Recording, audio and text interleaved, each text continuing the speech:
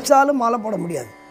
நீ எவ்வளோ பெரிய பணக்காரனாக இருந்தாலும் சரி, நீ ரொம்ப ஏழையாக இருந்தாலும் சரி, நீ நடுத்தர குடும்பத்தை சார்ந்தவனாக இருந்தாலும் சரி, நீ நினச்சா மாலை போட முடியாது.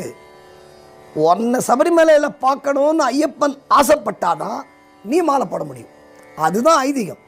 ஐயப்பன் விஷயத்தை பொறுத்தவரை எதுவுமே ஐயப்பன் நினைக்காமல் அவன் இல்லாமல் ஒரு அணுவும் அசையாது. ஏன்னா ரிமோட் ஐயப்பன்ட்டு இருக்கு. உண்மைதான். அப்போது மாலை போடுற காலகட்டம் இந்த கார்த்திகை 1ஆம் தேதி அன்றைக்கி நாள் பார்க்க வேண்டிய அவசியம் இல்லை. இதில் யாராவது குழப்பமாக இருந்தால் தைரியமாக இதை எடுத்துக்கொள்ளுங்கள்.